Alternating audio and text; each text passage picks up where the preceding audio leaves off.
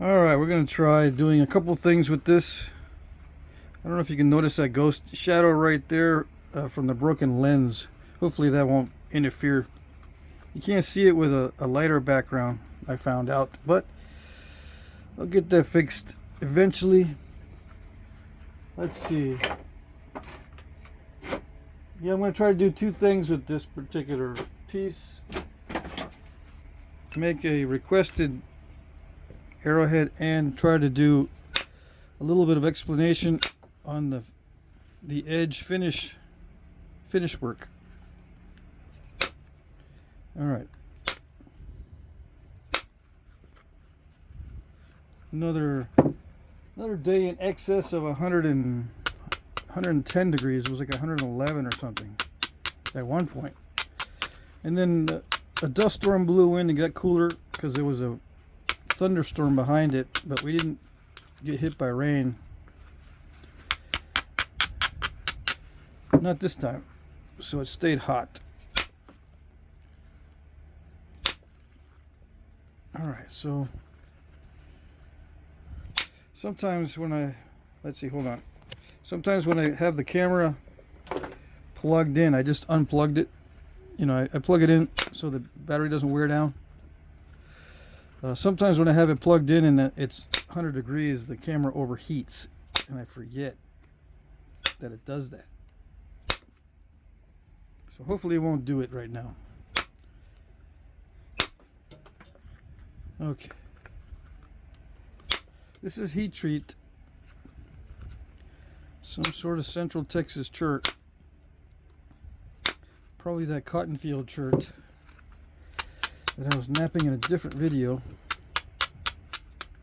But this has a good contrast between the background and the stone. Also, the flake scars show up well, so hopefully I'll be able to demonstrate the edge work without everyone squinting their eyes and trying to figure out what's going on.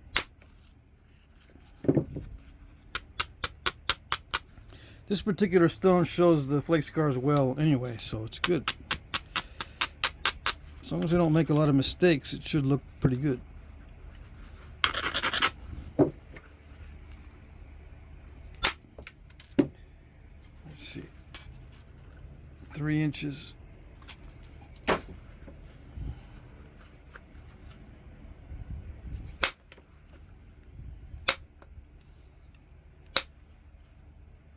recently got a comment on why I don't run long flakes at this stage. Well, I do test flakes. I just kind of mess around with it. I don't prepare the edge very well, so I get this kind of stuff. But it's just in the beginning, I just test it out. Even though I've worked this before, I got to get readjusted to it. So I just mess around in the beginning where it's not important to be exact. It's not really important to run long flakes because I'm not spalling this to obtain flakes for future arrowheads. All these little pieces down here are not usable so far. Yeah, I don't think I can get any usable flakes off of this for little arrowheads. So at this stage, I don't really want to run long flakes all the time. It's going to get important a little bit later as I start to thin, or maybe right now as I start to thin.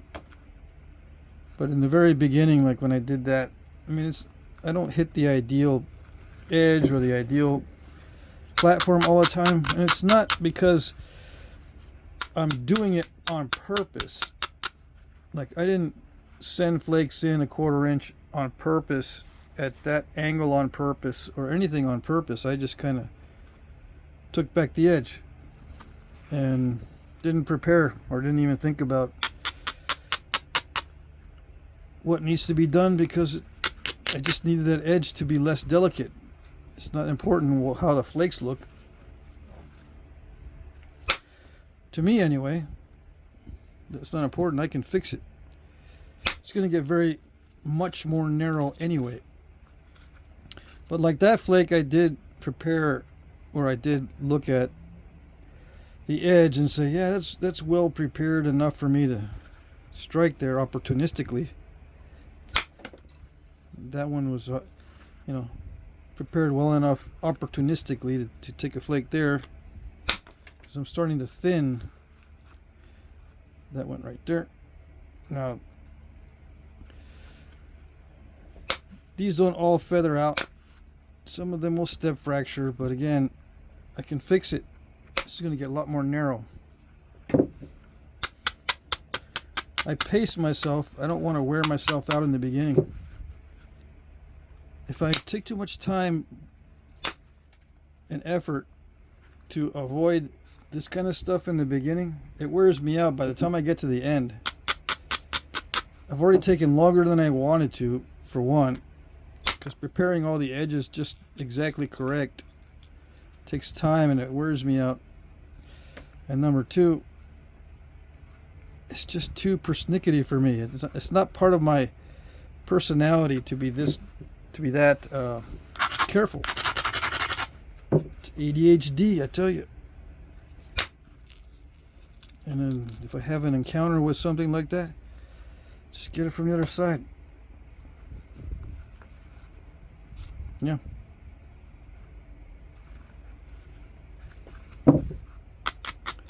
Now I could put on a show and make every flake count,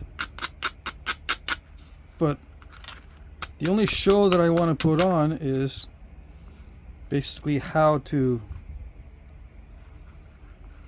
make a point expediently.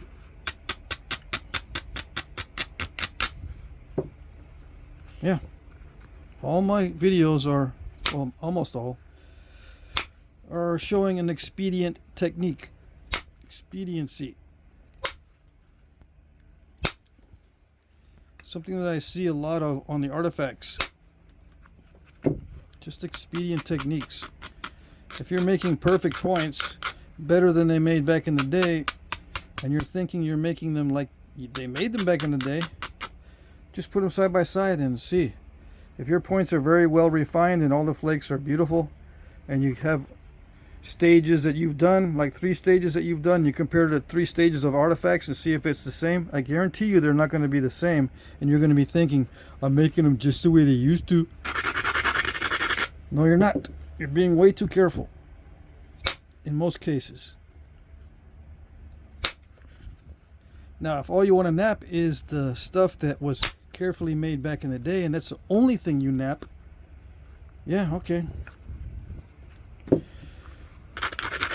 But you're only napping 1% of the types of points that are out there. But some people, that's what they want to do.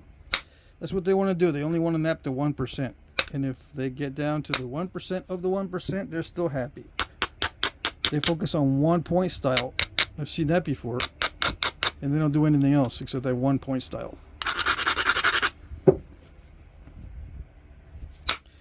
Because of some sort of flaking characteristic or general shape or whatever. Which is fine.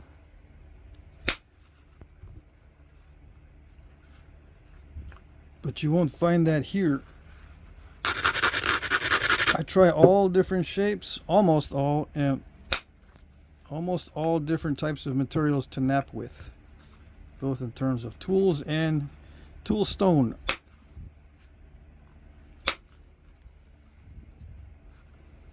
Whatever I got available.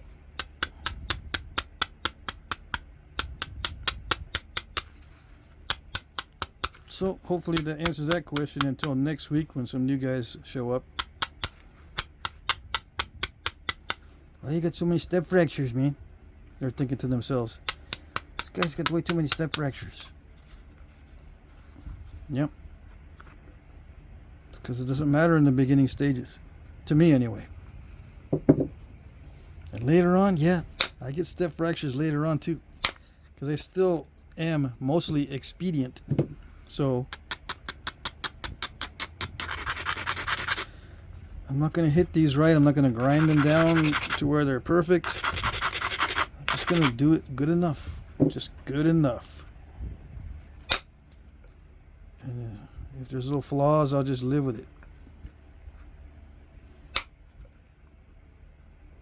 I don't like the little flaws near the tip, but I can usually damage control those out of there.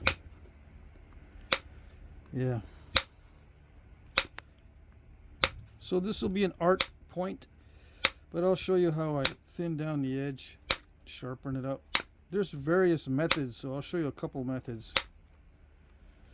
The easiest way is just to do this, right? And then just take a spatula tool and even it out. You know, just go back and regularize it with a spatula tool.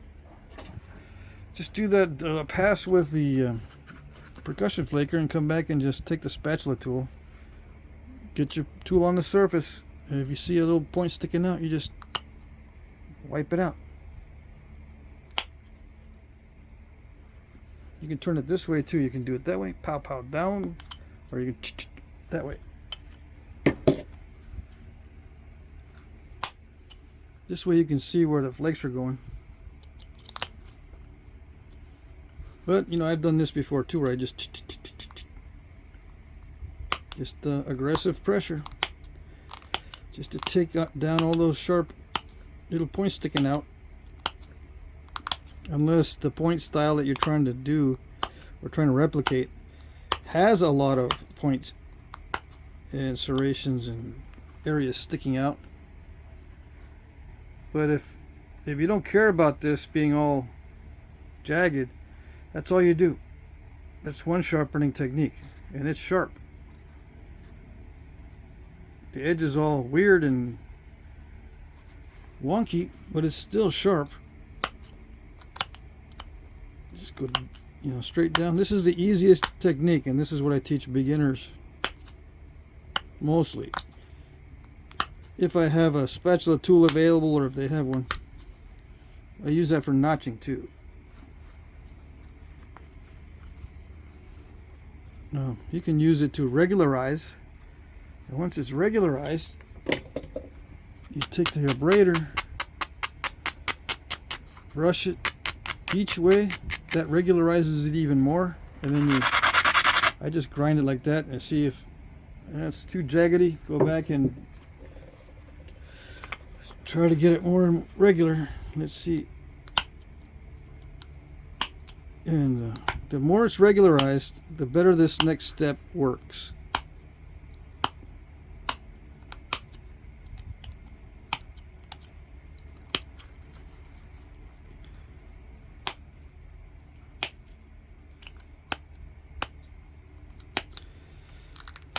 So I'll show you two of the easiest ways, I think, right now.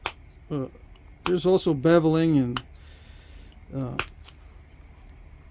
the patterned oblique flaking, but it's very similar. Those two are very similar. The beveling and the oblique flaking, very, very similar. The oblique is just you do that beveling on both sides, long flakes close together on both sides. And the beveling is only done on one side. Now, you might say, well, the beveling's only short flakes going in. Yeah, I know, because it's thick. You bevel a thick edge. But if it's thin, you can run longer flakes. But it's got to have some convexity to it. It can't be too thin and flat. Like this is kind of flat. So a lot of times this kind of surface is not flaked with long flakes. When it's flat like this, they'll do the short flakes on the artifacts. You've got to have a lot of convexity. I shouldn't say a lot. You've got to have consistent convexity to run long flakes easily. You can run long flakes on a wonky surface, but it takes a lot more skill and a lot more preparation of the edge to know exactly where I can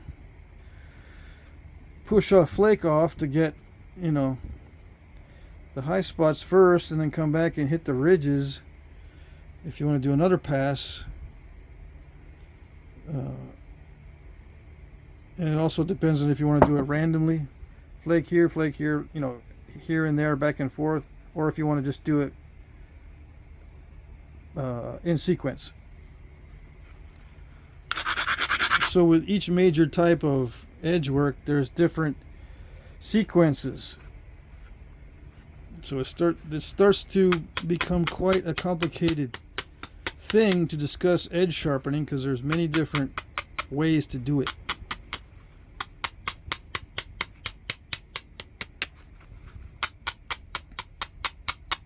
But I'm going to show you the easiest one. So I'm working only on this edge right now.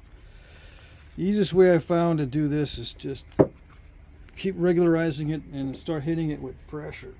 The tedious pressure with a relatively sharp point. That's the easiest, I think. Let's see, with the Ishi stick. So you're not using one of these little handles. Where is my... There it is. And this requires maintenance on the tip if you use a pointy one. Why a relatively pointy one? Because you can run long flakes without much effort, because you're focusing all the force in one little spot. So it tends to run longer because there's a lot more force in that one little area. And you got to get used to how much you need to grind. It doesn't look ground down enough. If you don't grind it down enough, you get flakes that detach too quick. That's what I call premature flakeration. If they detach too quick without enough force, they're not going to run long. Right? Right. All right, this is where I have trouble getting it to stay focused and all that. But hopefully you'll be able to see. So I put it up on the rounded part.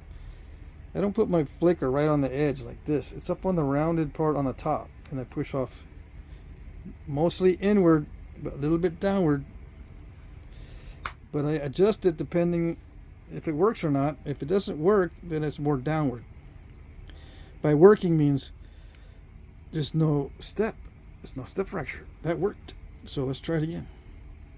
And the most straightforward way is big flake, little flake, big flake, little flake, big flake. So what I mean is, I just took a big flake, now a little one, get that little bit off, and then the next one is a big one. They look like they ran side by side with just two flakes, but there's one little one in the middle. So now there's a little one. What that does is that aligns this ridge a little bit better with the next position of the flaker.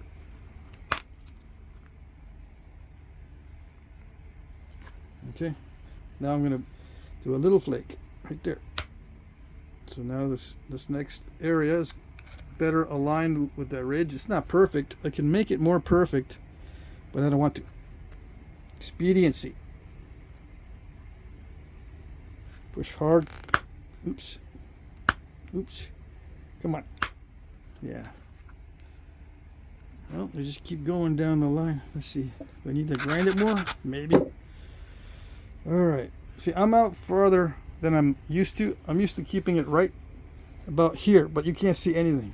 So I had to be out further, so I'm not able to apply as much pressure as I normally would with this type of arrangement where I'm using my legs muscles. See, I tend to go like this. I can't get the camera to go further than this right now. It's right up against my chest. Alright. I can get more. I could have gotten more power behind that if I was closer in. But we'll see if I can do this. It's easier with Obsidian because they don't need as much force.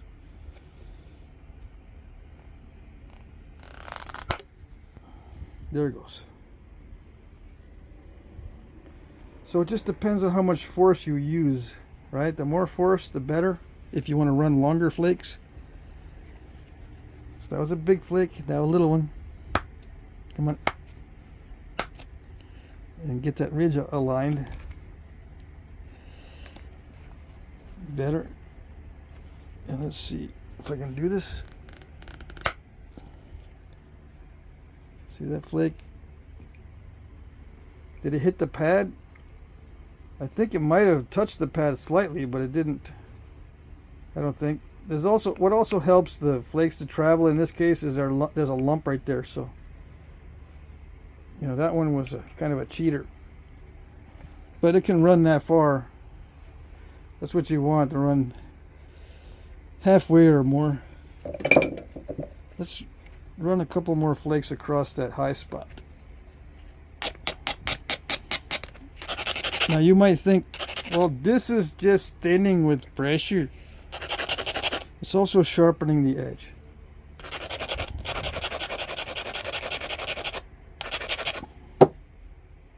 It's also making the edge thinner by the scoop out.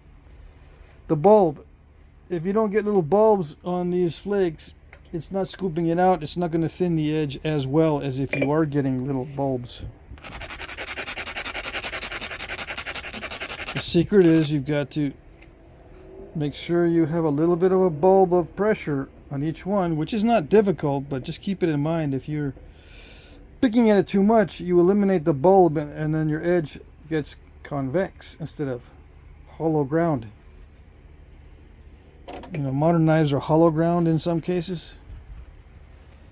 Or you can do the hollow ground effect with these bulbs on these pressure flakes. See, there's always a little bulb right there, and that thins the edge a lot. You'll see, hopefully, later.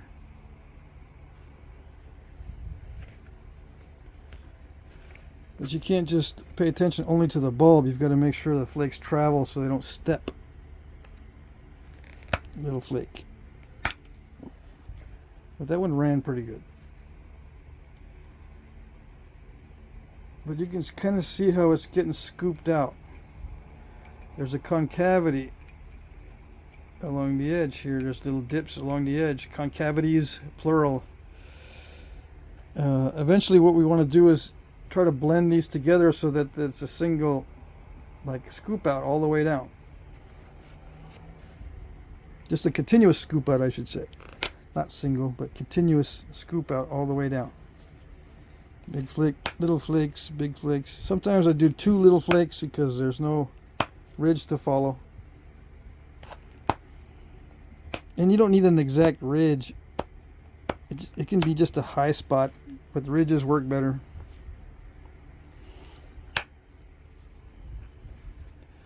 That one wanted to travel. It popped out a little bit more, but it wasn't ideal, so it didn't go anywhere.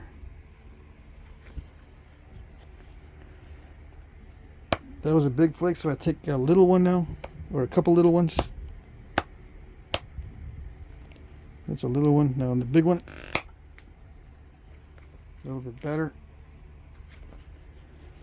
Little one, and then a bigger one, and then a little one. There we go. All right, so that's just one pass. That was one pass. Okay, there you go. You can see the scoop outs or the bulbs. Now we got to do the same thing on the other side. But first, I got to regularize it, and I like to use the spatula tool to get rid of the little protruding points sticking out. Because it's just downward pressure. I don't even need to look if I don't want to. If I'm doing it quickly, I'll just do it without looking at the other side. Because it just pops out short flakes. You don't have to worry too much about step fracturing. You just want it regular. I was getting some resistance, so I'm now looking to see why am I getting resistance to these flakes. It's just because it kind of, it is a heat treat, but it's still kind of tough.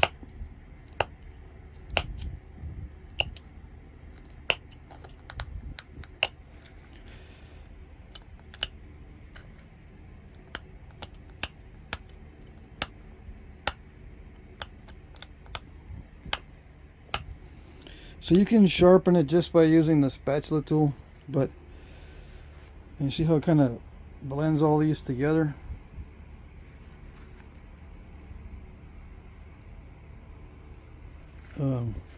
Just do that, and then you're going to grind it for the pass on the other side.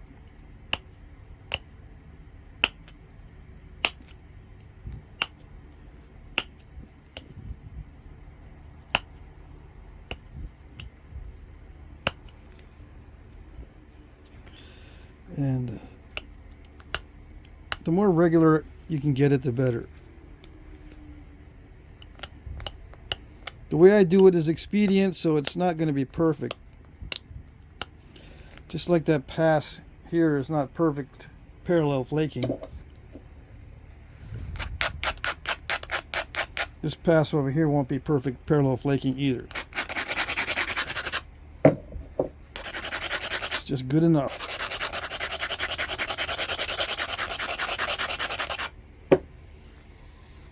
And I was told the best way to do the passes is to work toward yourself. I think I did that anyway in the past, but I'm not sure. I'm paying attention now to make sure that's what I'm doing.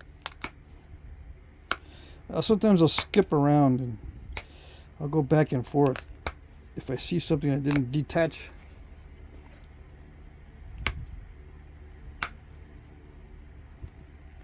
So my goal is to get it convex on both sides.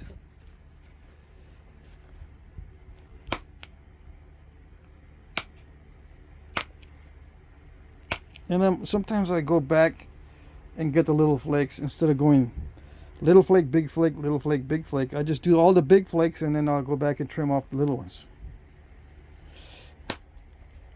It doesn't look as good, but if I'm in a hurry, that's what I do. I just take off the big flakes first. Then I'll go back and I'll get the little ones where I should have gotten them.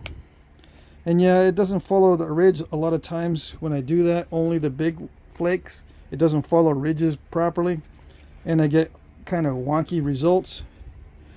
But when I don't care about the wonky results, that's what I do.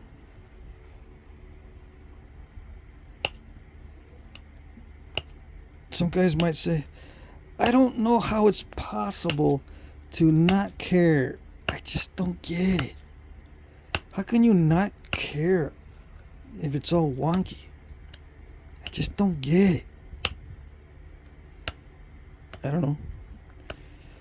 Depends on your cognitive tolerances, right? If you just can't stand it, then you just can't stand it. Nothing wrong with that. Just that there's different cognitive tolerances, right? Cognitive means brain, the way you think. Some people don't have tolerances for little mishaps and inconsistencies. They feel like they want to barf. It's all right.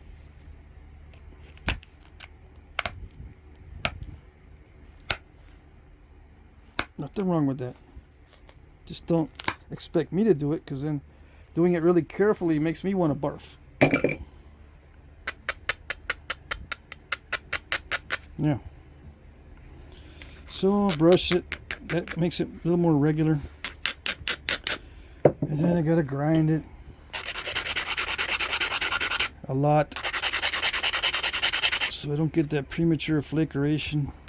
Did I grind it before? For that? Did I grind for that pass? I don't even remember.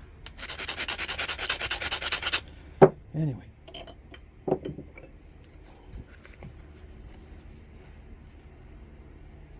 Let's see.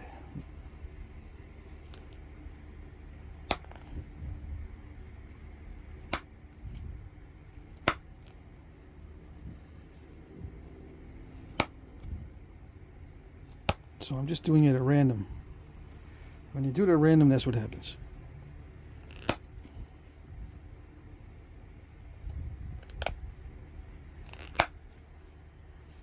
It's not ideal, which is, I don't care.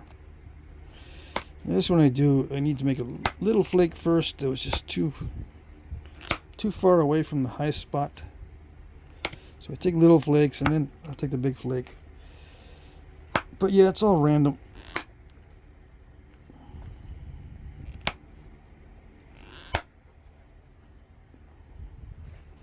That one must have hit an obstacle and then powered its way into that further.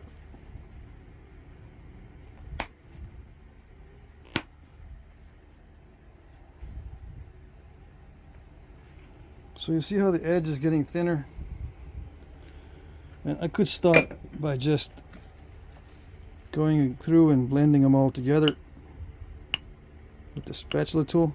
Just downward, little flakes.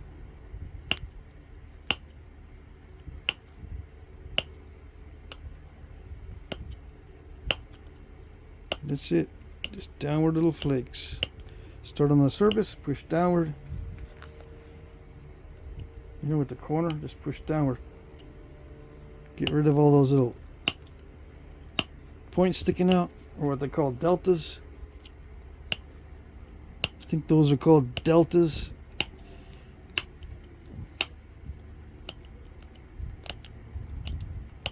I didn't learn all the lingo in the beginning. There's a lot of lingo out there. I didn't learn it all. I tried to come up with a glossary with Flintknapping definitions and stuff. And I don't know if I have a definition for deltas. I think I got the definition to be, you know, the areas between the flakes as you do a pass that protrude. Alright, so there's that pass. I can stop there, but I want to try to thin it down a little bit more at the tip. But you can see the edges. I don't know if you can see. It's getting thinner. Now to thin the edge, to thin the middle, now that the edge is thinned, I'm going to have to grind it way back and take it way back and then hit some percussion flakes into that area. So that's what I'm going to do. It's still wide enough that it doesn't matter.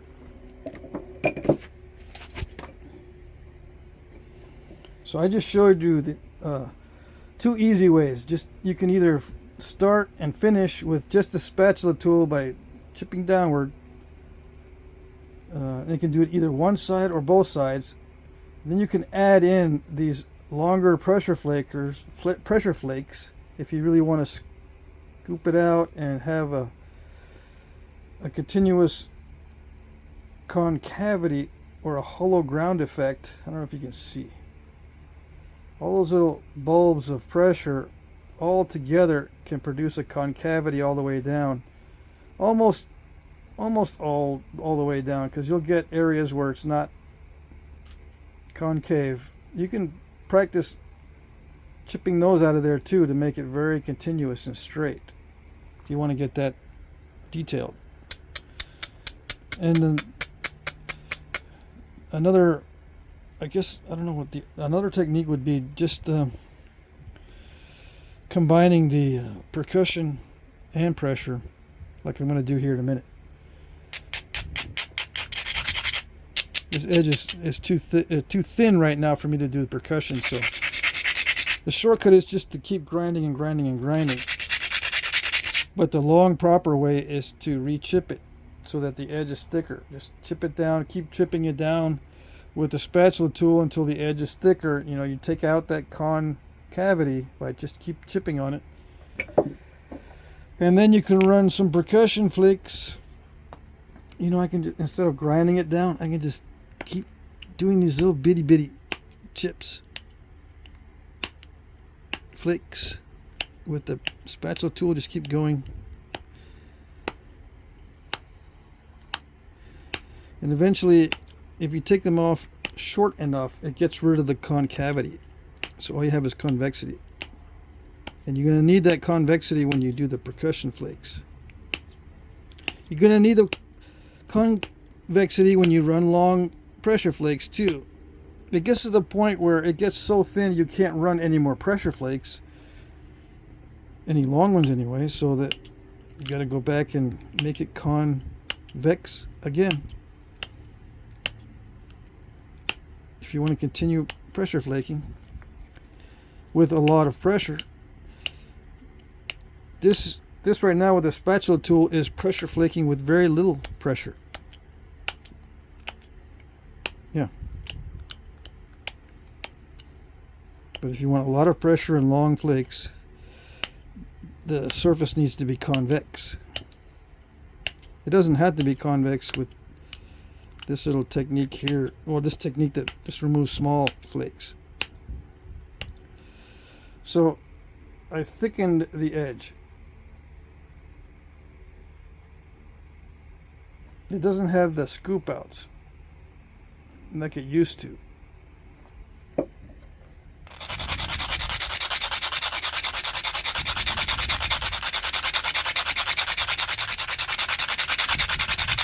And then I do a lot of grinding so that I can do some percussion. Okay.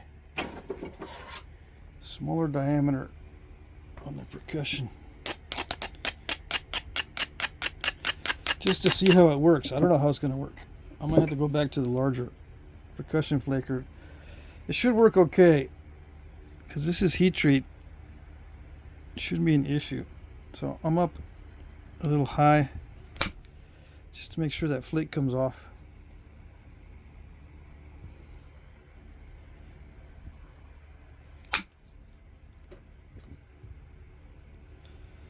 So with this technique, I'm combining percussion with pressure, which is what I usually do. On the finished edge, you're going to see these are percussion flakes that are used to sharpen it and to thin it, but you know, it is a sharpening technique, and combine that with some pressure afterwards.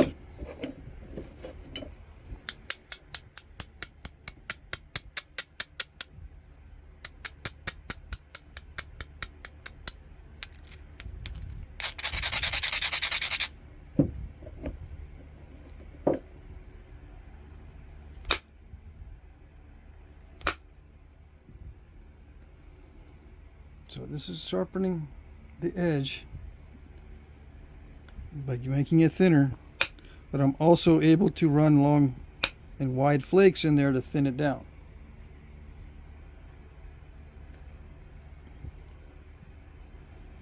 You can do this with pressure, but I find it's way too stressful, as far as physically stressful, not mentally stressful. Mentally stressful, you know, if you're good at pressure flaking, you can run long pressure flakes that are kind of wide as well. It's not an issue, but with me it's just too physically stressful, especially trying to do it on video. I wear myself out, and then I'm all kind of not feeling right when I try to do the finish work at the very end of the process. I'm feeling kind of worn out.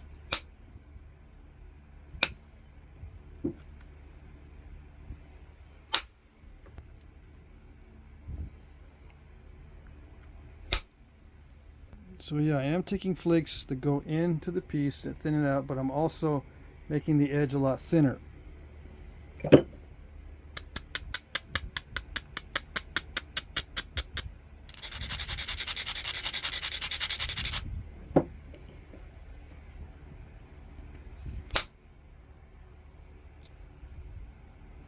See, the percussion strikes scoop out some of the edge, right?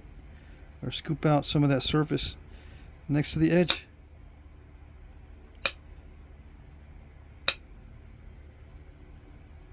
So it's thinning it down. Not only thinning it down in the middle, but thinning it down on the edge too. And then I'll come back with the pressure, either with the spatula tool, the easy way, or do a spatula tool and a couple passes with the pressure flaker to make some nice pretty long flakes.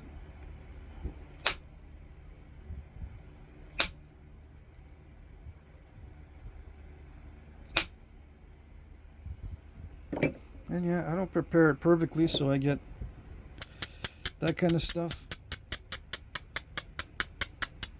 And it might be stone embedded in the steel that creates crushing. Stone embedded in the steel can create a crushing effect. You gotta make sure you grind that out of the tip of the steel tool or a copper tool, whatever.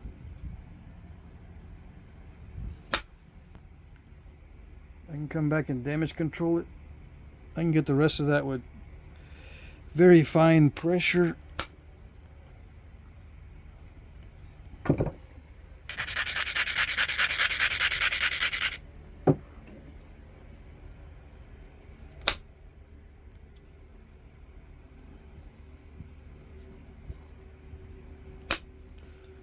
Ooh, I got a nice percussion flake that looks like a pressure flake. So yeah, it's thinner. Not only in the middle, but on the edge too.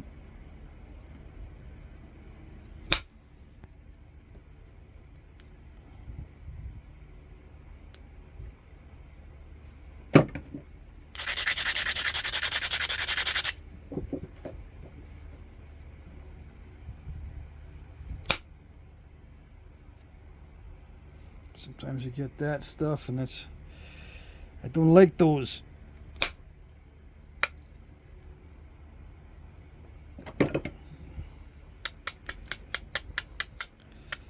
Those could end up being incipient cracks. I put a lot of force behind it. Many times that's what happens when you put a lot of force behind the strike. You get incipient cracks with percussion. I don't remember getting too many of those with pressure, if any.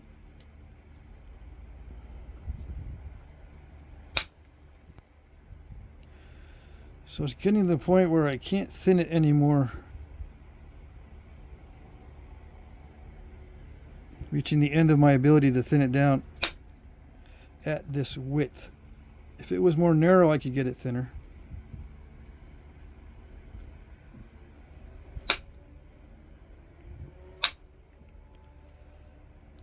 Yeah, I'm reaching the end of my ability to, or the edge of my ability to get these flakes to travel properly and thin it down, because it's already really thin.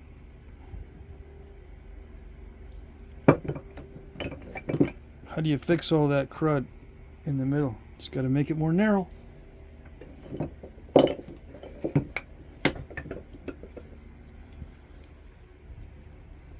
And then re-chip it. Is it a waste of time? Yeah, sometimes it is. If you're making it to spec, you gotta, and usually when I make something to spec, it's thicker than what I normally am able to do. Just so I avoid the trying to thin the thin piece types of mistakes. I end up leaving it thicker than it normally would be by just doing my best to thin it, and then if it's not working, just make it more narrow or make it to wherever shape is necessary to get it really thin. Really thin. Without worrying about the specs.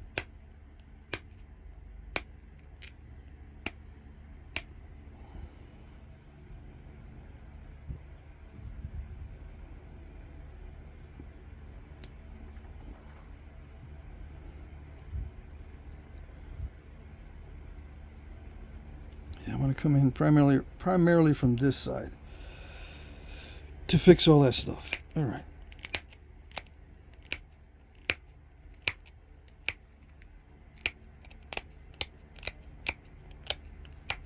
That was already really thin at that spot.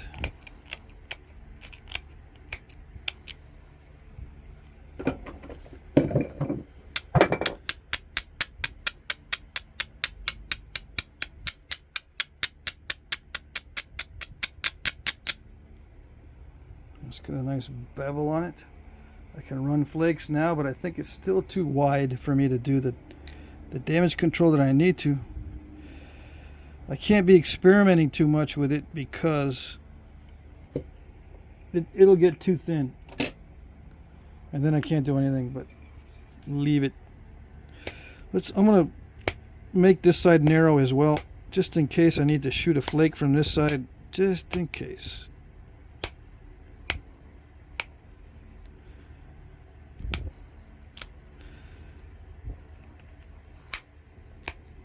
So I'm regularizing it at the same time I'm taking off some width.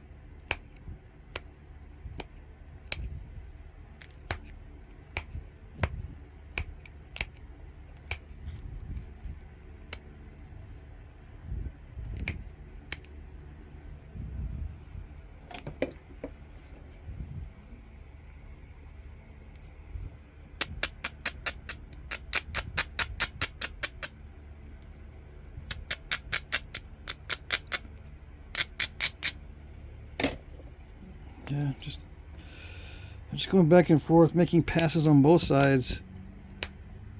Short flakes, just so to thicken up the edge.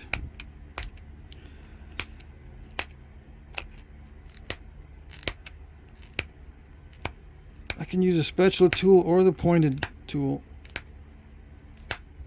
Doesn't matter at this stage.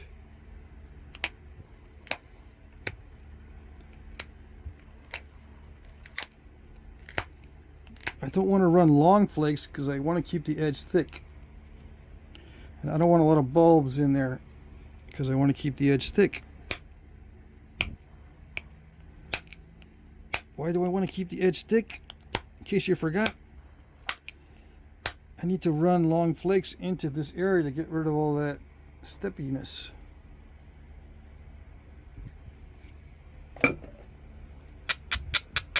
And I probably have to satisfy the urge to just flake over this original flake scar as well.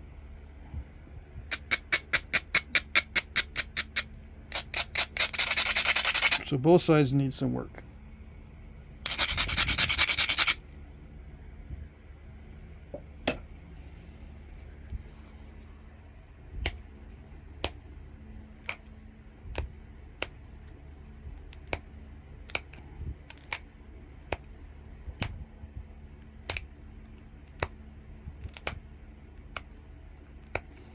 Most of the time what I do is I just do a little bit of edge work like this in preparation for just opportunistic or expedient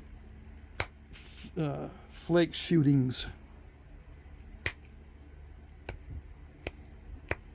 But right now I'm going against what I normally do and creating a very continuous striking area along the edge, just so you can see.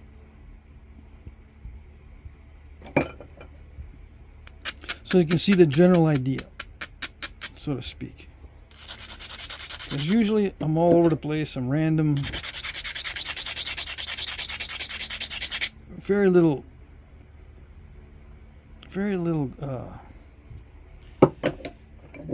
I'm not very demanding on myself when I do this.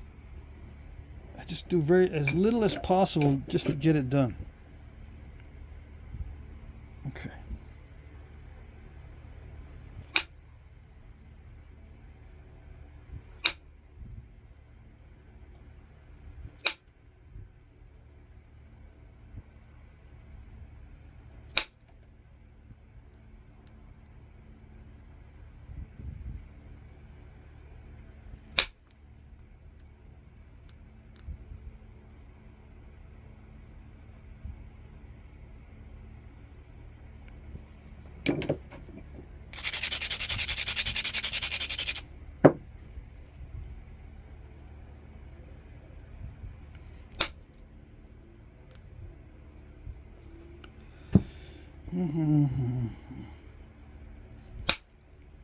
Oh, yeah, it cleaned them out, but the incipient crack or the radial cracks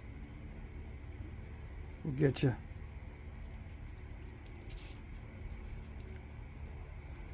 Yeah, too much force at the later stage, and it probably wouldn't have even looked that good.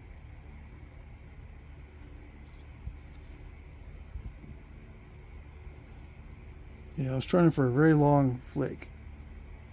So we'll try it again. It's already 49 minutes. Let's try it with a different type of material, maybe. Let's see.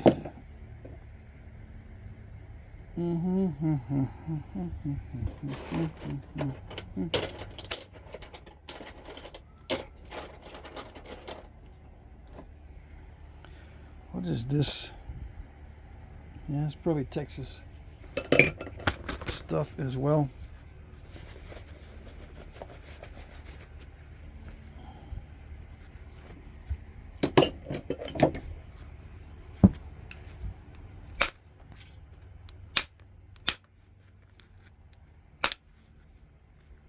Yeah. All right.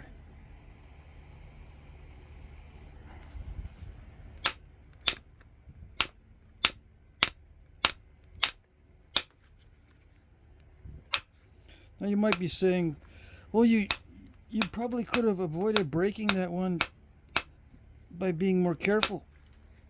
Well, you could see I was being very, very careful. I was just trying to go against reality. The reality was I should not have been going thinner. Not with my skill level. Or either that or not even worried about that junk in the middle of the point.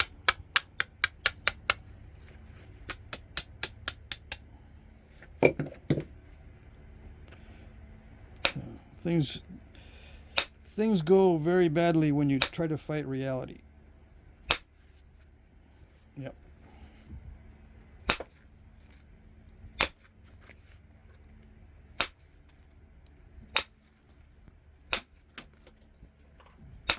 So just give me a little minute while I try to prepare this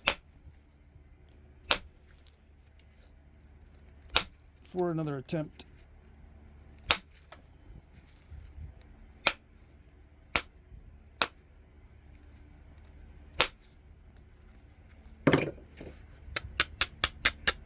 This is a completely different material, by the way, so it's going to knap differently than last time.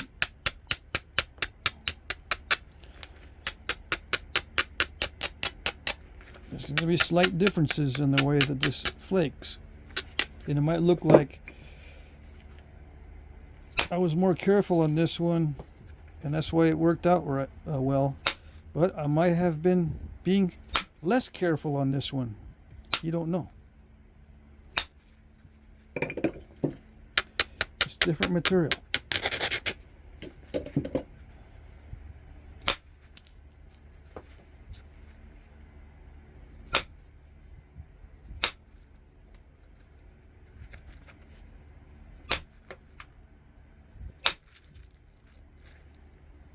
Yeah, just because I don't break this one doesn't mean I'm being more careful. Could be that it could be that this responds well, or this responds better than the other one to my technique.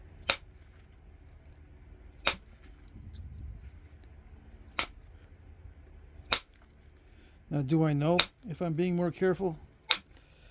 I suppose if I really think about it, I can tell, but I don't want to work that hard. I really don't want to sit here and wonder if I'm being more careful or not.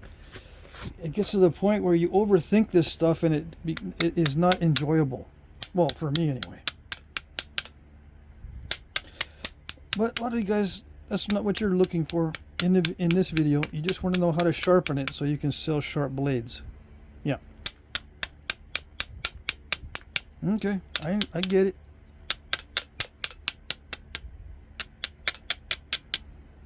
Or use sharp blades. You know, you just want to go out and use a sharp blade because no one seems to be able to make them, I guess.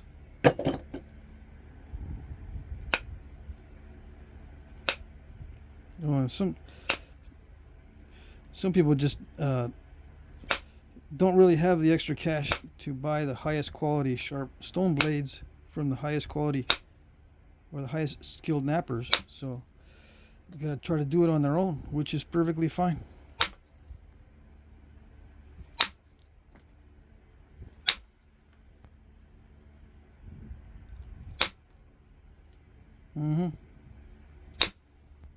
Dang it.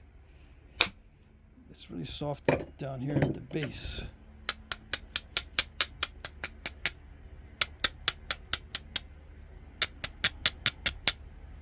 Yeah, when it's really soft, you get that sort of stuff. Okay.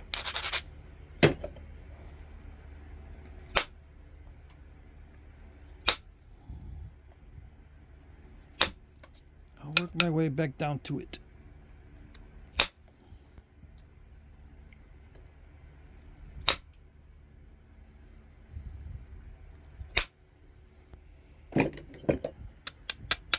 I'm being opportunistic.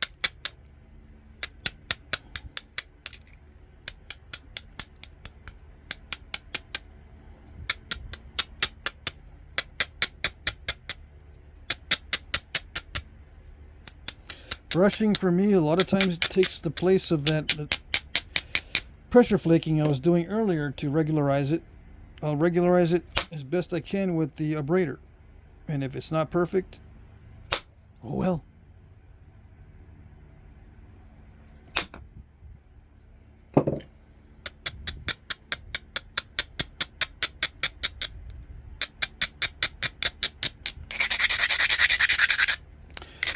You might say, well, that oh well attitude's gonna make you break more than you should.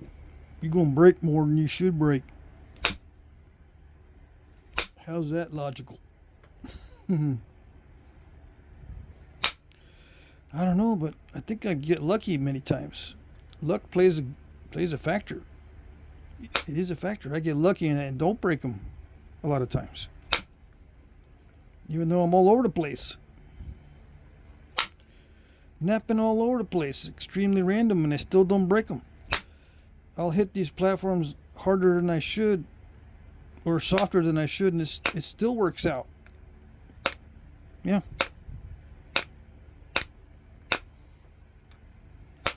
Now you can't always get lucky on a continual basis, but it's got to be in there somewhere.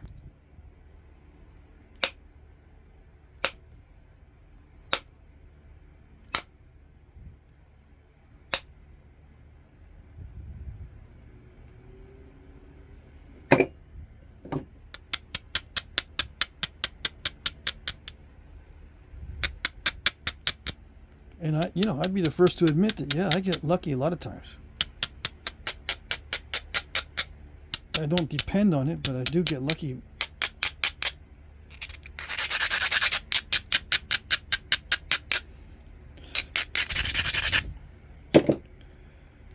Yeah, sometimes I hope that my lucky streaks doesn't quit on me. I know that it will, but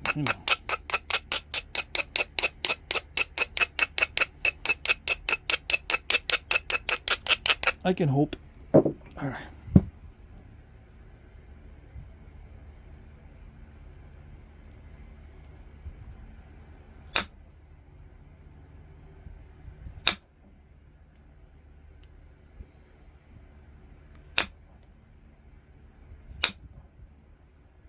But yeah, in the beginning I broke a lot because I was very spastic.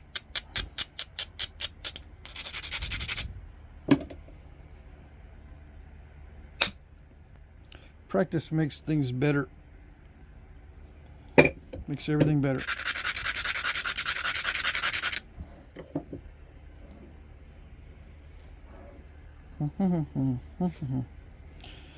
Alright, let's see if we can do this without driving flakes in all the fingers.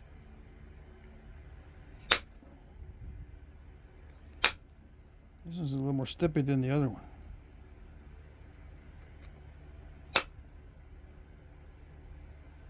See, that was lucky.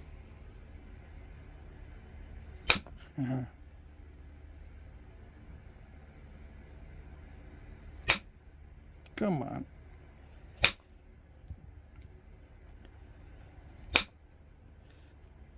I know you can do it. It shouldn't be that difficult.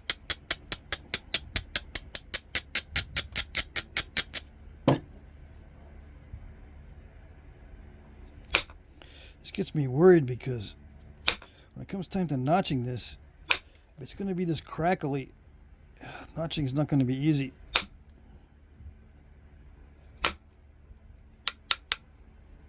Yeah, it's really crackly.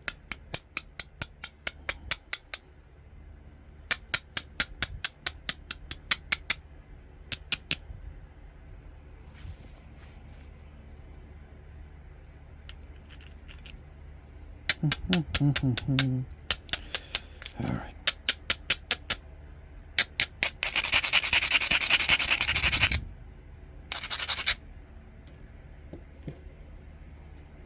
Now let's put the gloves on. I'm going to be hitting this really, really hard. I don't want any distractions by having flakes driven into my finger. All right. I'm not going to use pressure at this stage because then I'll wear myself out. I can do this type of percussion all day. and I often have done this kind of percussion all day. If I were doing pressure, forget it.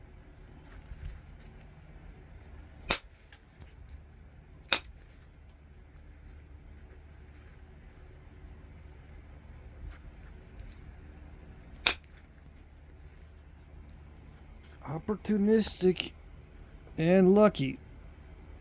Yes, indeed.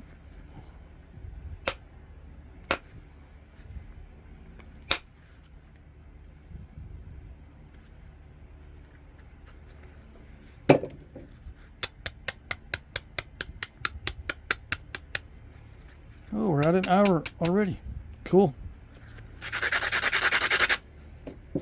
How long does it take you guys to fall asleep to this? Maybe 10 minutes? Of course, you got to stay asleep, so a lot of this noise keeps people asleep. These little clicking noises and a little narration every now and then keeps people asleep. As soon as the noise quits, if you're anything like my kids, they'd wake up. You know, they have a TV going. I can't sleep with the TV, but they used to have the TV going. On some nights when they couldn't sleep, I turn the TV off when they're asleep, and they wake up when I turn the TV off. Yeah.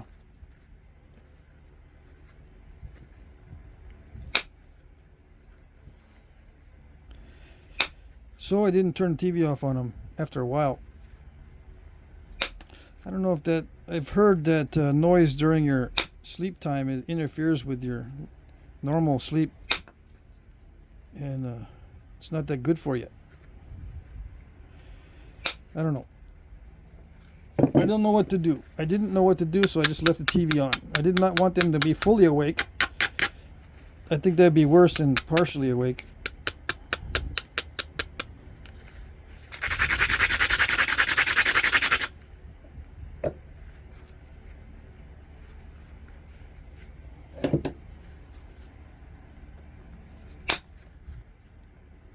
So yeah, you hear the clicking going for over an hour and you're asleep, then you drift off into deep sleep, and then the video turns off. Unless you got it on the loop. You could turn on the loop and have it loop continuously. Same video over and over. I'm not sure if that has a timeout or a setting to time that out. I don't know. All I know is that sometimes if a video is particularly sleep inducing, I'll put it on a loop. Even if it's like a 45-minute video. Just listen to, I won't hear it, but it'll be on over and repeating itself over and over and over.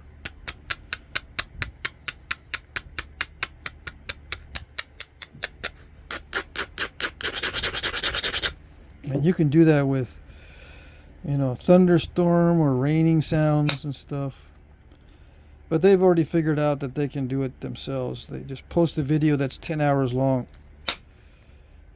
to include even the laziest 10-hour sleeping people. Yep. Or maybe they're not lazy, it just takes them 4 hours to fall asleep. And then they only get 6 hours of sleep. Just 10 hours. How can it take 4 hours to fall asleep? Oh, you don't know. Easy peasy. You don't, if you don't know, or if you haven't experienced that, oh, you just don't know how hard it is to fall asleep sometimes.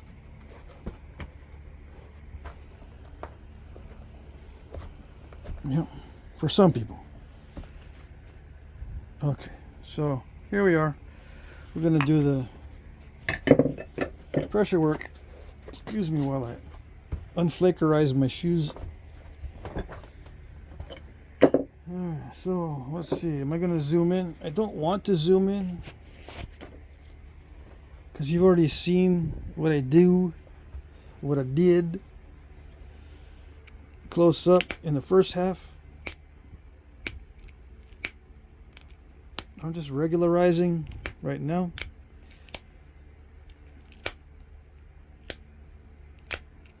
Yeah, and don't worry, I'm not going to talk philosophy. I'm venting my philosophy over on my other channel. Yep. I'll just talk smack about Flintknapping. That's it. Not about history or archaeology. Not too much anyway. I'll just talk smack about Flintknapping and how some people think they're doing it the old ways, but they're doing it better than the old ways. Now the guys that do it worse than the old ways, they're still learning. I'm not going to talk smack about them.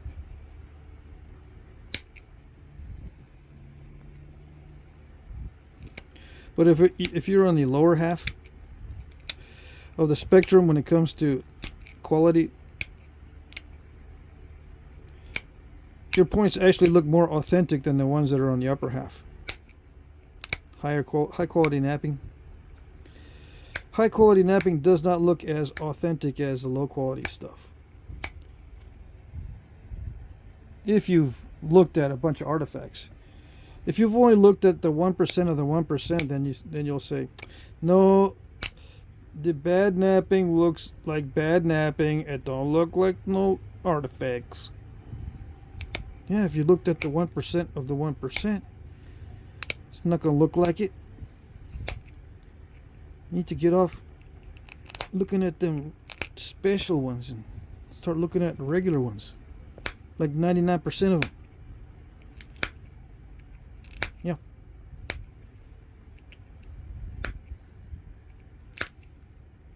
Who knows? Like one of my subscribers said, you know, a lot of these guys didn't live very long, so they didn't have 20 years experience. Heck, they'd be lucky to get 5 years experience if they die in their early 20s.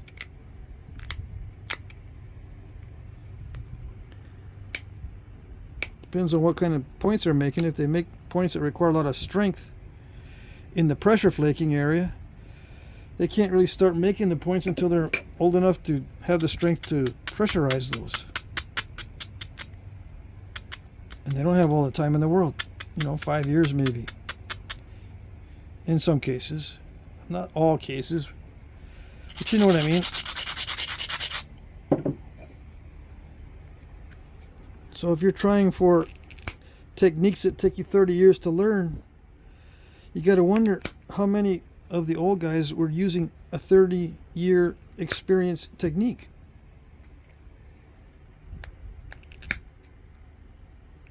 Not very many. Tell you that.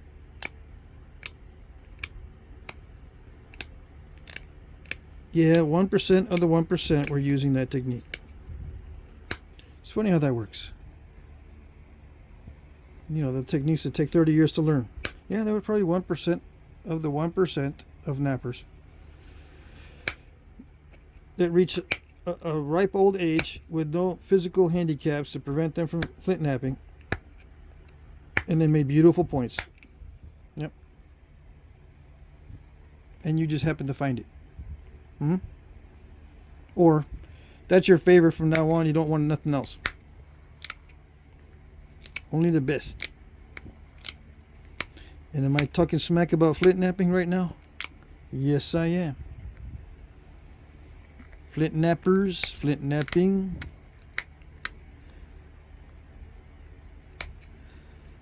And if you feel left out, I'll get to you eventually. Ha.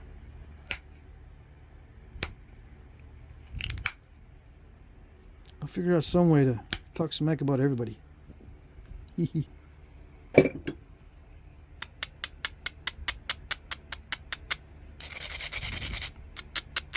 Alright, where are we in the process? We're in the process of trying to make it look not so cruddy. Then I'll sharpen the edge and put notches in. Not necessarily in that order. Not necessarily. Maybe yes, maybe no. Dang, this stuff needs a lot of abrading. You can't see, huh? Because it's a lighter color. You can't see how dull the edge is or nothing. Nope. You don't know the angle I'm hitting at or nothing.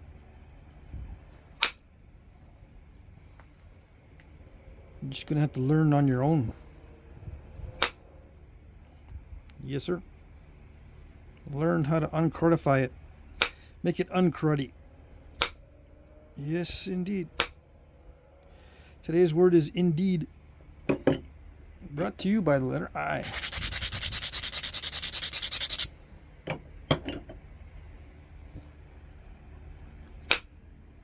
That's not doing it. Don't make me hit it hard like last time. You saw what happened last time when I hit it really hard. It's going to make me hit it hard because it doesn't want to be an arrowhead. This one doesn't want to be an arrowhead either. Nope. I can already tell. How can I tell? Because none of them want to be arrowheads. That's why. Not any of them? Nope. Not a single one wants to be an arrowhead. You gotta coax it. You gotta coax it. It's such a strange word. But yeah, I coax and then I gloat. Coax and gloat. I can gloat at the end after I coax it.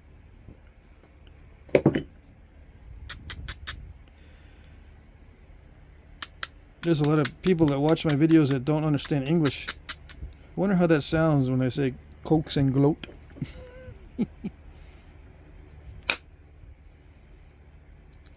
Probably sounds really funny. Alright. Are we getting there? Are we there yet? We're not there yet because the hardest part's coming up. And it's not the sharpening, it's the notching part. It's supposed to be a challenge point on the notching. Yeah. Challenge point on the notching. Dang it, why doesn't these flakes are not traveling up near the tip? I'll fix that in a minute. I'll try some pressure. That should fix it. There you go. I knew you could do it. I knew I could take off a long narrow flake with percussion. Can't always, but sometimes you can. Now it's getting, yeah. This is the stage where I have to stop because it's at the same thickness, I bet you. Let's see. Yeah. See, this is the thickness that's reaching the limits of my ability to keep it from breaking on video. Not just in general, but specifically, I've got to pay attention when I'm on video. My skill level goes down slightly. It's my excuse. All right, let's zoom in so you can see. Perhaps you can see.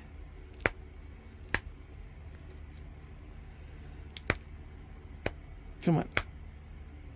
Did I grind you too much? Yeah.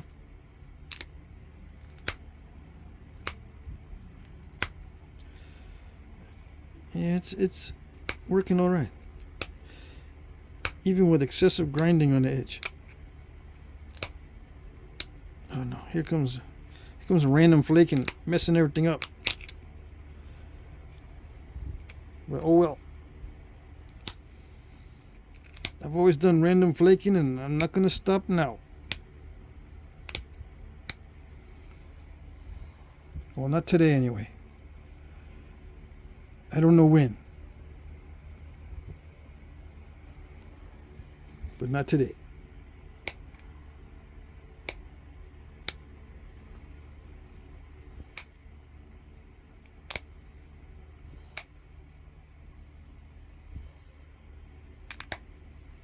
Maybe if I Start taking meds. I can do some better napping. Get on some meds.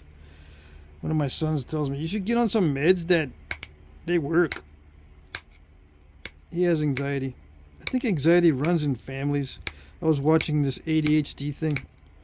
ADHD runs in families, and I'm saying to myself, oh, joy. Wonderful joy. I don't wish it on anybody.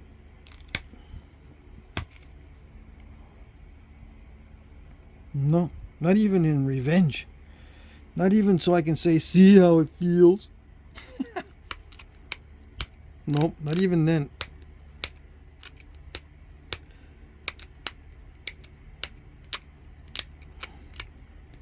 How does it feel?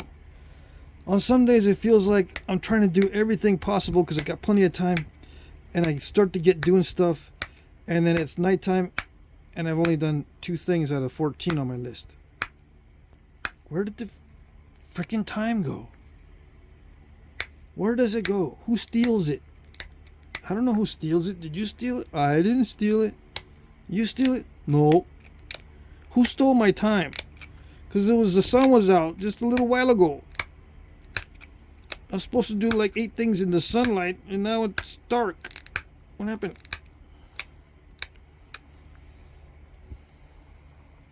I don't wish that on anybody. You get too engrossed in stuff, and then someone interrupts you and you go, ah. It's just like someone peeled a scab off my brain. When you interrupt me, it's like my brain is healed. It's like it's healed over, right? And you got a scab, but everything's cool. And then someone comes around and rips it off. That's what an interruption feels like. It's like, what the heck? Who is interrupting? It was such a good experience to be doing something, and I'm all into the zone. But no. Anyway. I don't know, maybe that's common with everybody. I don't know. I know it's not common with everybody, because I know people that can be interrupted and they're fine with it. Let's go right back to what they were doing. Just slight interruption, okay? It's maybe a little annoying, but it's just a slight interruption. Slight pause. Give them a chance to get up and stretch, and then get another cup of whatever they're drinking, and then sit back down. No big deal. It doesn't feel like no scab being ripped off. Nope. There's no pain involved.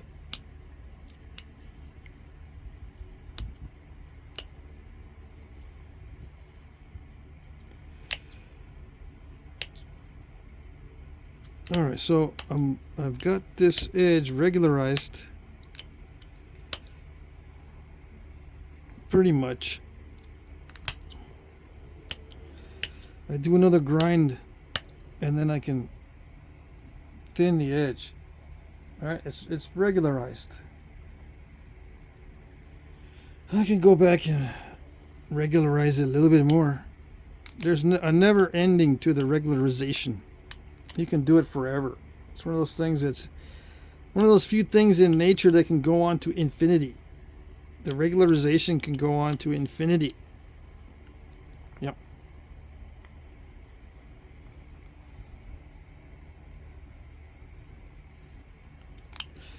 But you do that and you just end up making almonds. Don't regularize forever, because it can go and go and go. You don't want to do that. Nope. Someone will definitely interrupt you.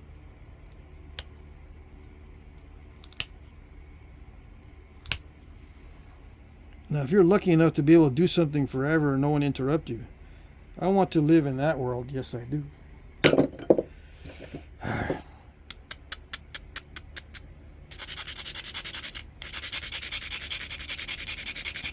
But I got used to it. You get used to it over time, because I had 2 younger sisters, and then my wife, now my ex-wife, used to delight in talking to me while I was very busy doing something. Because for some reason, she's very quiet when I'm not doing something. And as soon as I start working on something, she's like, yep, yep, yep, yep. What? Yeah, well, I got my tool going. I'm drilling something. What'd you say? Oh, nothing. I start drilling again or whatever.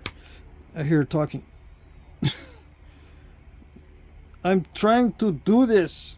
What are you talking? Why are you talking? Anyway.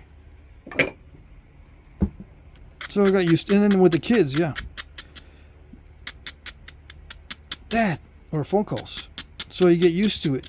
You get used to it or you perish or you die or you get way too much anxiety. You have to finally get used to it. Or maybe age helps. As you get older, your nerves are less frazzled. They get old and they think, I'm not going to expend that much energy getting frazzled. Kidding me? Tired. I'm just going to chill. Maybe that's it. Who knows? Certainly not me.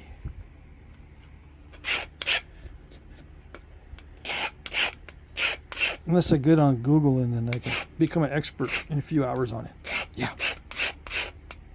And get on Twitter. Yeah. Share my knowledge on Twitter. At 3 hours of knowledge. I'm trying to be quiet with this file so you guys don't wake up.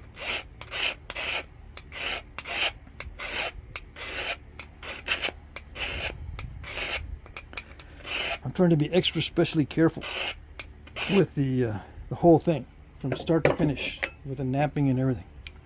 With the not the knapping, but with the regularization and the flaking and the avoiding the steps and now the thinning of the edge. Yeah. Extra specially careful. And I wasn't even going to do a video today. Nope. I said, you know what? I had to get this out of the way because if I don't, I'll forget it. It'll be buried in my notes for previous days and I won't flip pages backward. I'll just trudge ahead.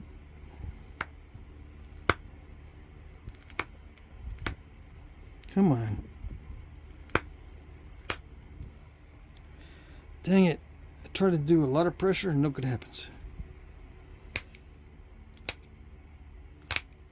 And once you grind it, you can't ungrind it. You gotta keep pushing. Yeah, so that's what happened in that case. I kept pushing it because I couldn't ungrind it to make it less grounded. And then I took a bite out of it. Yeah. Anyway, that tip's going to be random. I can probably do some regular patterning down here lower on the blade. Yeah. Some more regular. Yeah, I can do flaking that's more regular down here on the blade. Little flake, big flake. Yeah, that little flake doesn't want to come off. All right. There we go. So that's little flake, big flake. There's a lump there.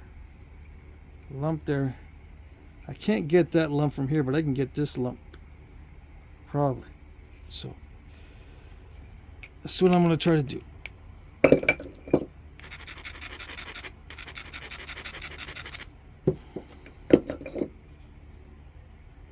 Come on. Did it do the premature flakeration? I think it did, but it's alright. Oh well. I'm not worried about it. If you can see that I'm thinning down the edge, you can see that I'm grinding enough so that I can push flakes off that are not too short. I can kind of do them in sequence. Big flake, little flake.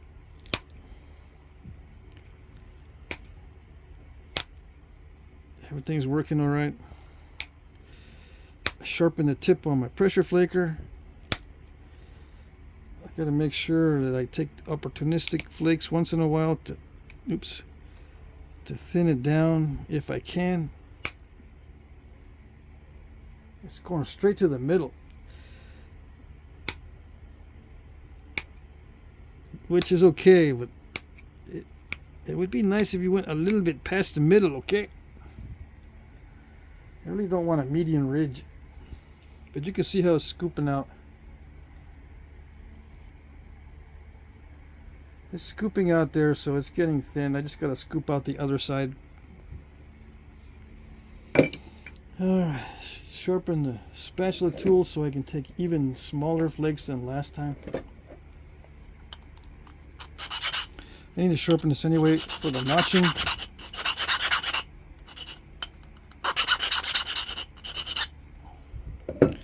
So I'm just going to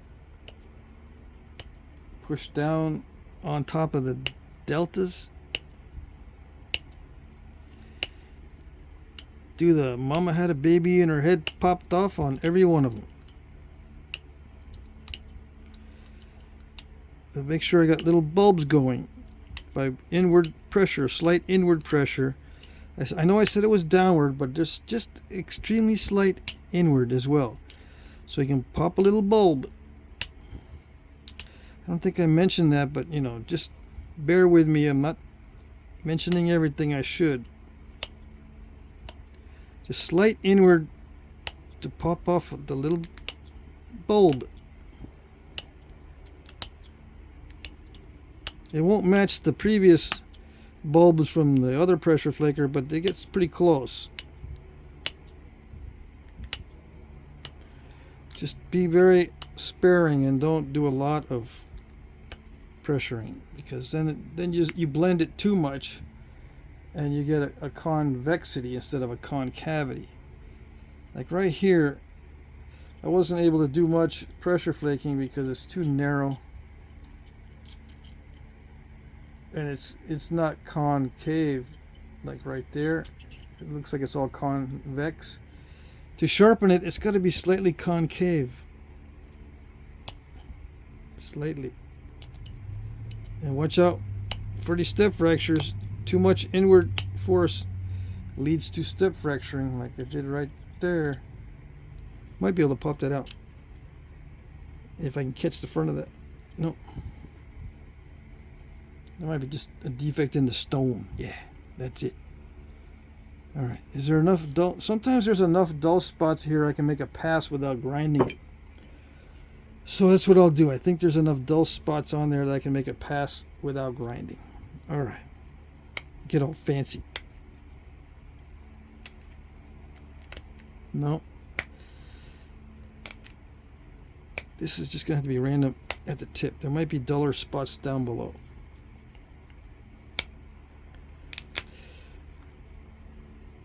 And that's part of another sharpening technique, by the way. You leave dull spots on purpose along the edge. In between, you treat the deltas a little bit differently, and you hit those deltas the opposite direction, because they're little dull spots. Those deltas are little dull spots. If you do it right, you can, instead of blending them in by popping them down this way, you can hit them and go the other way. But that's for another day, because I still got to work on that technique. But I know it was done in the past. I have a couple artifacts like that, and it produces a wavy edge. I call this jaggedy. The other produces actual waves, you know, really smooth waves. This is kind of jaggedy and a little bit serrated. But it's thin enough to feel sharp. Yeah. So I'm just pushing off on spots that look dull, or that are dull. Sometimes they look dull and they're not, but I'm not able to do anything with those. They just crunch. But the ones that are, the ones that both look dull and are dull, I can push off a flake. Like that one, that looked dull and it seemed dull, but it didn't work. So I'm trying for little bulbs. Trying.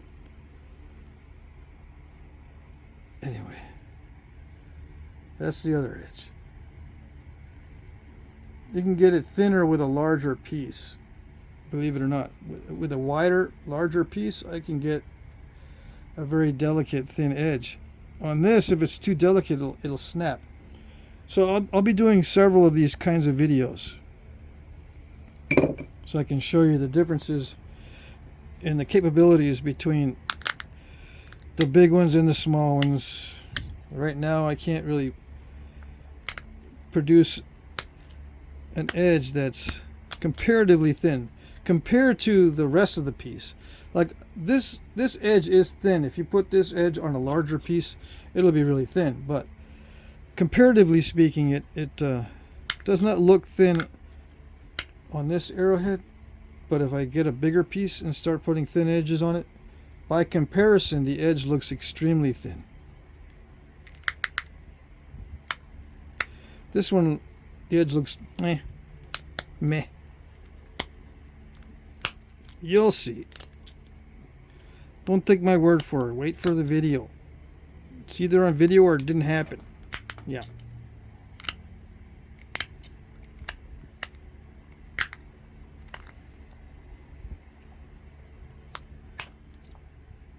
I'm just crunching this notch in, making sure I don't hit the sides.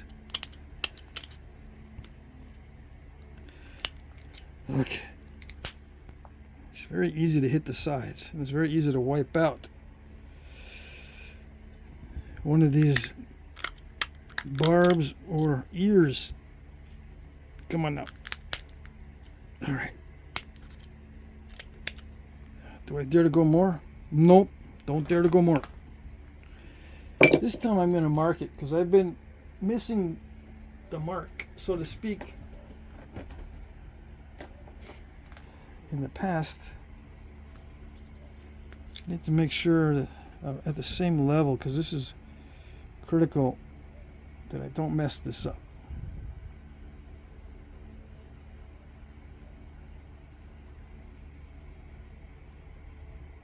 Kind of, sort of, maybe.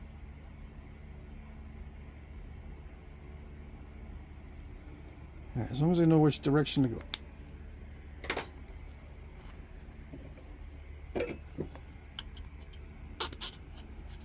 Use a semicircular side so it stays thin in this part.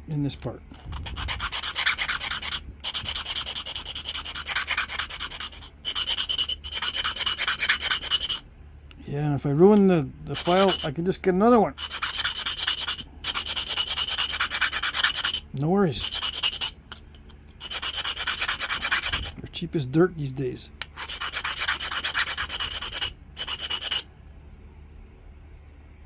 Okay. Yeah, some guys, you're filing both ways. Not supposed to.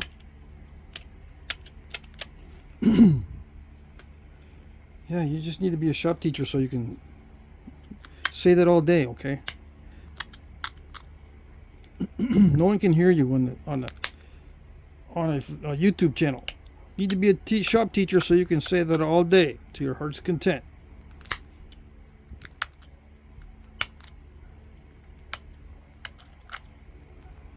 All right.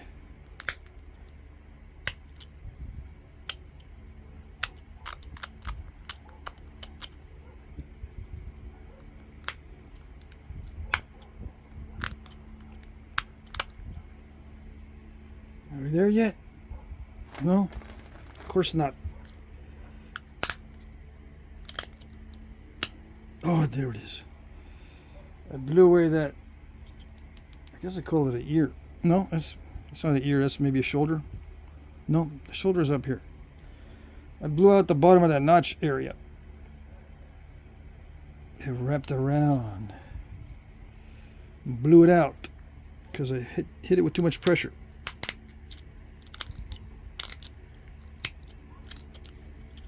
And yes, you can hit with pressure. You can hit with pressure. It's actually hitting.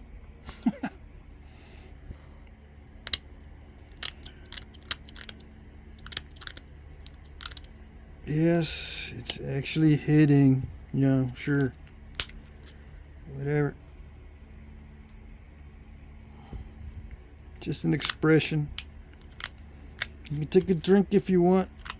There's a drinking game. When anyone says anything sexual in the Flintknapping video, you can take a drink. I've been hitting this and hitting that, so you should have been able to drink quite a bit.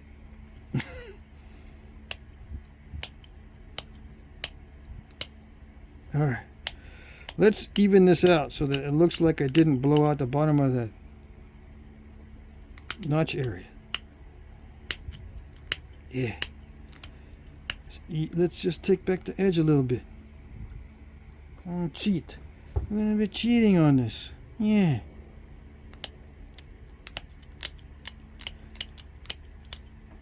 Cheaters never win. Except in Flintknapping. It's funny how that works. Yeah.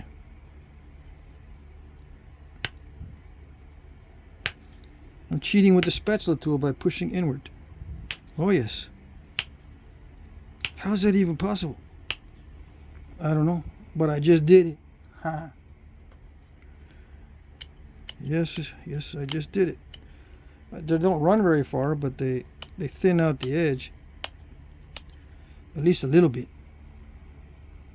Is that good enough? I don't know. Probably not good enough to satisfy some people. They might say, yeah, you can go a little deeper with that notch. Let's see some skill. I'm not subscribed for free for nothing. I'm not watching these videos for free for nothing. Got to get something out of it.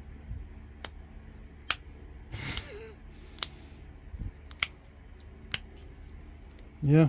Hope you're getting something out of it. Yep.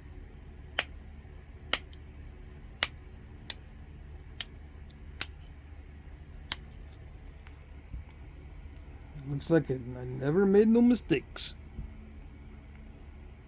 All right. So what's next?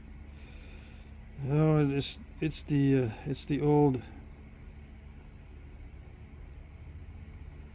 problem with the concave base type of thing. How do you, well, it'll look like a problem when I'm done. It really isn't a problem. It just looks like it because I'm gonna cheat. Because cheating's good in Flintknapping. Yep. I got a cheater tool and everything. Oh yeah.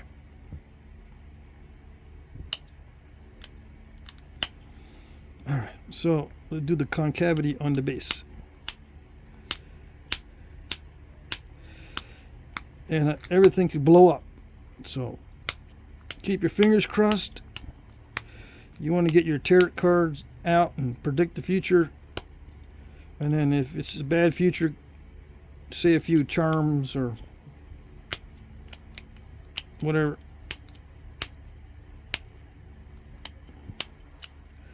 Do it. I'm going to need all the luck I can get. Heat treat is temperamental. And no, I don't want to go silent during this part because I don't want to think about this too much. If I start thinking about it a whole lot, it starts to say, you know, this is the perfect time for me not to be an Arrowhead. You know that, don't you? And I'll say to myself, this is the perfect time for it not to want to be an Arrowhead. Yes.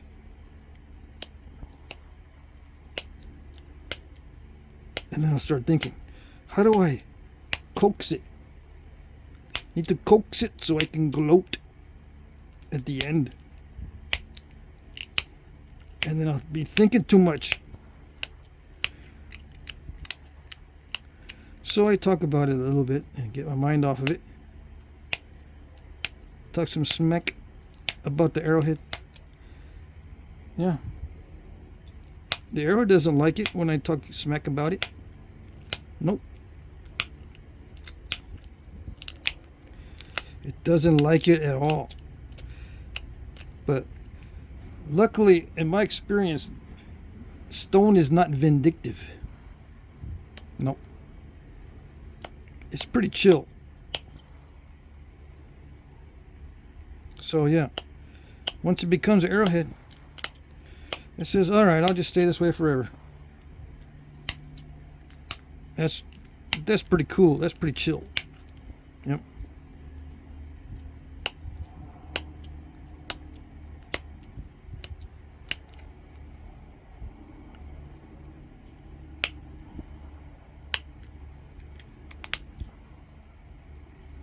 I take that back. I do need to be a little bit in the zone for that.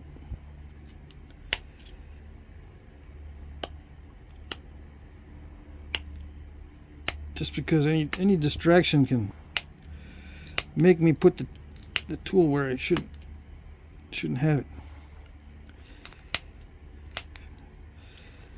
Too high up on the edge, too much pressure could blow away the ear. These are ears, and it's getting real thin right there where I could blow it away. And this might be too concave right there, but we'll see. But yeah, the secret to doing these when you've got notches and a weak spot is to do the base last. That's it. That's the secret.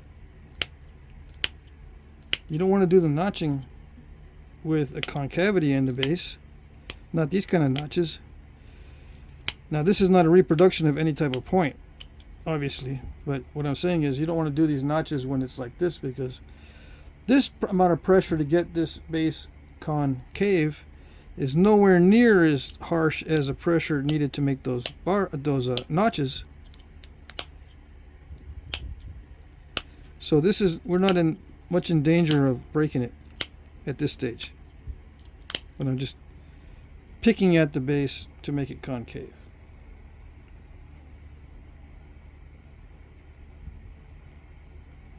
Yeah. Anytime that I'm working on these ears, it's a little bit dicey. But I'm working on symmetry. So I got an excuse. Symmetry is more important than anything, especially with those people that get headaches without symmetry, or they think it's ugly. They say that symmetry in the human face makes it more beautiful. Personally, I don't think so, but hey, some people react that way, so I don't want to make this ugly, just in case.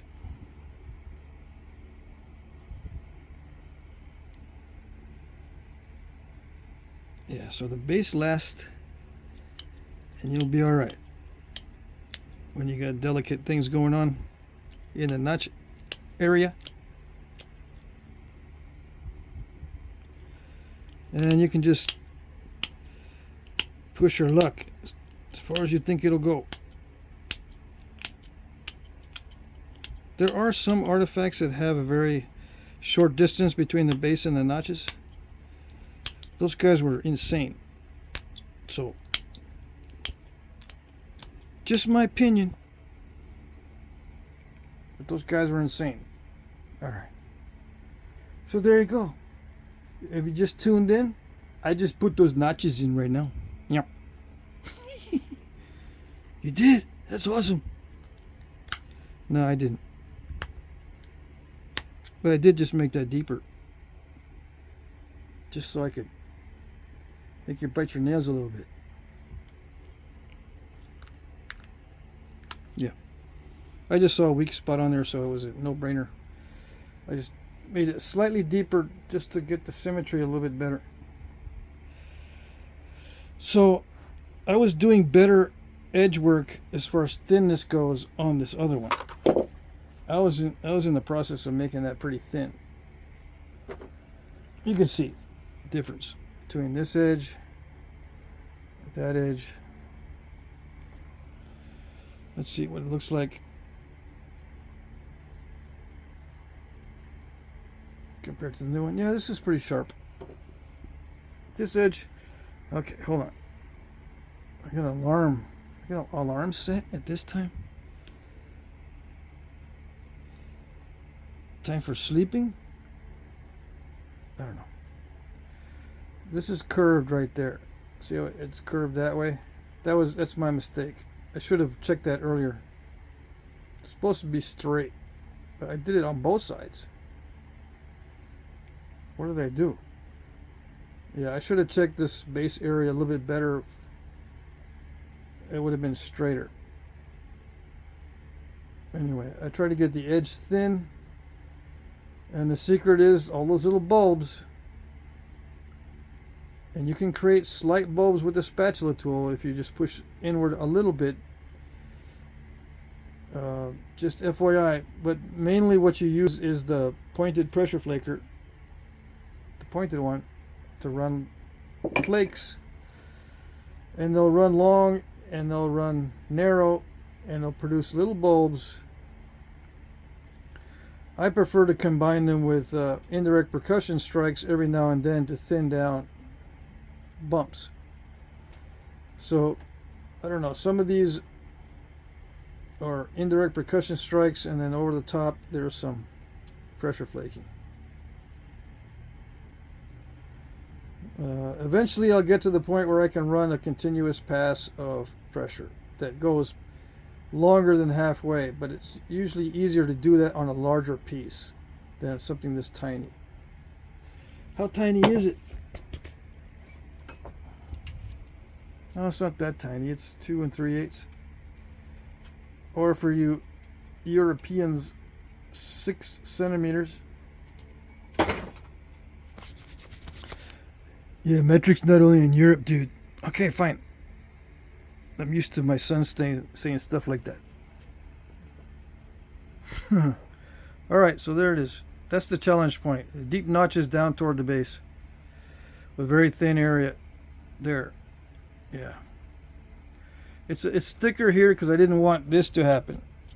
Okay? That's why it's thick in the middles. Some might say, that's not thin enough to be thin. Well, I didn't want this to happen. Yeah. But that goes in the Brooks and Bifaces box. Alright, so there it is. Hope that was okay. Hope you could see the close-ups alright. And I'm not sure if I'll send... I think I might send this off to somebody. Or, I don't know. It might go in the auction. One of the two. Okay. There it is. And that's it.